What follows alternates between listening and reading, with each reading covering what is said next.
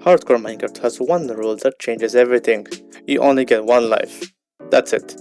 You can spend 10 hours on a world, 50 hours, 100 hours, maybe even hundreds of hours. But that doesn't matter. You can build something you're generally proud of. You can collect rare items, you can defeat every boss, you can turn a completely empty seed into a world that feels like it's actually yours. And then, one mistake, one creeper you didn't hear, one skeleton you didn't see, one fall that you thought you could survive, and everything you've built is gone. No respawn, no second chance, no going back. The world you have spent hundreds of hours creating becomes nothing more than a deleted hardcore save. And the worst part? Most hardcore deaths aren't even caused by some impossible situations. They're caused by moments that look completely safe, right up until the second they aren't. So in this video, I'm going to show you how I approach hardcore Minecraft when dying isn't an option. We're starting from the moment the world is created, and by the end, you will understand how to make even the most dangerous situation as predictable as possible. Because the secret to surviving hardcore isn't becoming fearless, it's becoming difficult to kill, and it starts the second you spawn. So, without further ado, let's get back into the video. On your first day 1 hardcore world, it doesn't look dangerous. You know, there is sunlight, animals are walking around, the world is quiet, you have nothing to lose because you haven't built anything yet, but this is actually when you are at your most vulnerable. You have no armor, no reliable food source, no shield, no idea what's around you, and if something goes wrong, you don't have the equipment to recover. So I don't treat day 1 like the beginning of an adventure. It's more of like a survival operation. My first goal isn't even diamonds, not even iron. It isn't even finding some massive cave. My first goal is simple: remove as many dangers as possible at the start of the world. The very first thing that you have to get is pretty simple, and that is wood. I know, groundbreaking advice, but there's actually a reason you want to do this as quickly as possible. When you first spawn into a hardcore world, you're basically at your most vulnerable. Like I said earlier, you have no armor, no nothing. Not even food to spare. And definitely no idea what's waiting around the corner. So don't waste your first few minutes wandering around trying to find the perfect location or looking for diamonds or villages, anything. Just get yourself some wood, make your basic tools, and get the stone as quickly as you can. Once you have gotten everything for a stone pickaxe, grab enough cobblestone for your other tools and furnace. And then stop. This is when you might be tempted to keep going when you see a cave. And there's some coal.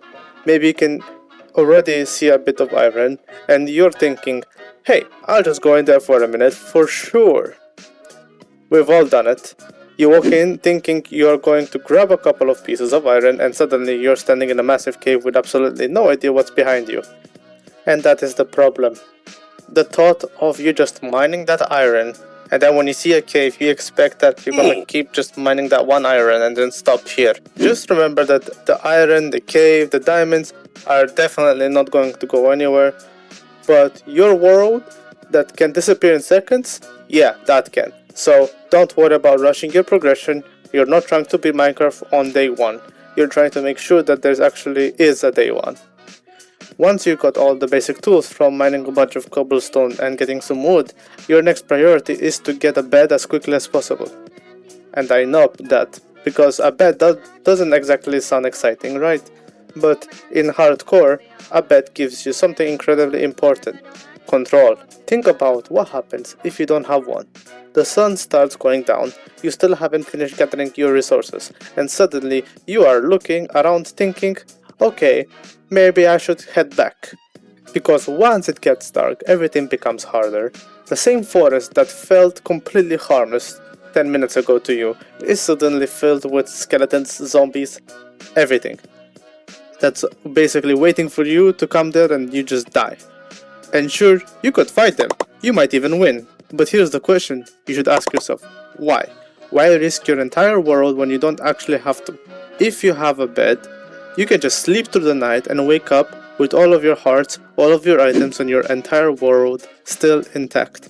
That's the hardcore mindset. You don't get rewarded for taking unnecessary risk. You're not trying to prove that you can survive the night, you're trying to survive the world. So, if you have gotten a bet already, use it. The next step to take is to go and find a village. Yes, villages might be rare, might be not, depending on your seed, right? So let's assume you spawn in a plains biome, you're more likely or not going to find a village. Once you find a village, take advantage of it, because a village can make your first few days so much easier. You've got lots of beds, lots of food, lots of villagers to trade, and a lot of shelter to take, which one ever you want. And you have got something else that's extremely valuable early on. Iron. But first, start with the food. Those hay bales might not look like much, but they can give you something ridiculous amount of what. It turns out that if you get hay bales, you can make it into bread, and suddenly you don't have to spend the next few days running around looking for animals every time your hunger bar gets low.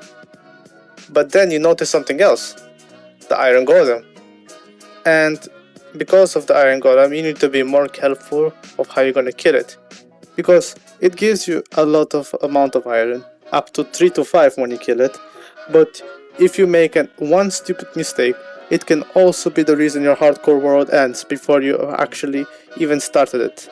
So don't just run up and start swinging at it, get yourself into a position where it can not reach you. Up to 3 to 4 blocks high, I would recommend building 4 blocks high so you can feel safer. Make the fight safe before you start fighting, and this is something you'll notice throughout this entire video. In hardcore, you don't have to fight fair. If there is a way to make a dangerous situation completely safe, do it. There is no achievement for making things harder for yourself, the goal is to survive. The next step is to create a shield and a water bucket. Shields cost about 6 wood planks and 1 iron, while the water bucket, it will cost you 3 iron. But why should you make a shield before a bucket? Well, because in hardcore, it's one of the most useful things you can have early on in the game. Any mob that tries to fight you like a skeleton, a zombie or a creeper, you can all counter all of them with a shield, because it reduces all incoming damage to your player, so using a shield is very good early game. The biggest advantage isn't just about the blocking of it, but the biggest advantage of having a shield is to give you time to think and make a next move, right? Because one mistake can end everything, remember that. With hardcore, like I said earlier, there's no margin for error. So those few seconds can make it all the difference. Now you can ask me, why are you going to make a water bucket first? You probably won't think much about it until you need it. You fall off a cliff, you stumble into lava, you catch on fire. Or you want to traverse a cave later on, but it's too deep. Suddenly the bucket in your hotbar might be the only thing keeping your world alive. It can help you traverse, and it saves you from falling, lava, and a ton of other dangerous situations.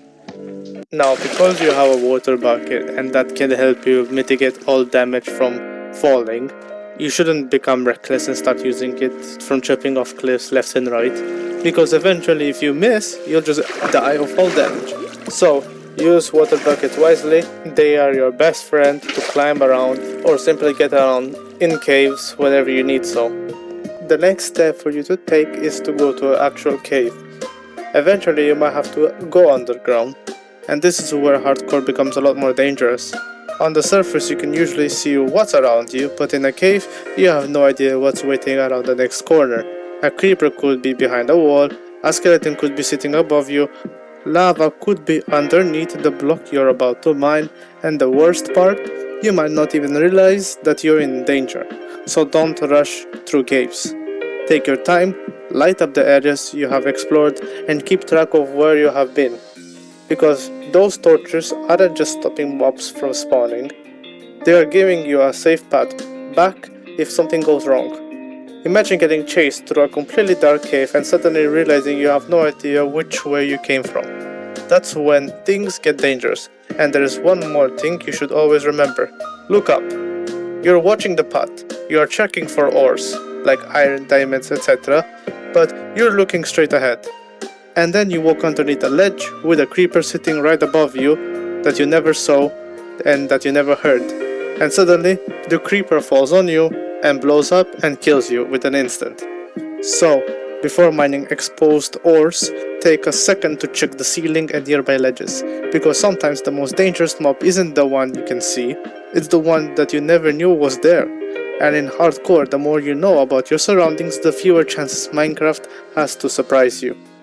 And if there's one thing you should take away from this video, it's this. Hardcore isn't about being fearless, it's about being smart. Don't ask, can I survive this? Ask, do I even need to risk it? Because in hardcore, one stupid decision can erase everything you have built. So take the safer route. Check your surroundings, avoid unnecessary fights, and don't take the risk just because you might survive it. Because the goal isn't just to survive today, it's to make sure that when you log into your world tomorrow, it's still there. If this video helped you survive even one situation that could have ended your world, consider subscribing. And if you want more hardcore videos like this, stick around, because this world is only getting started. Thank you for watching, and have a nice day.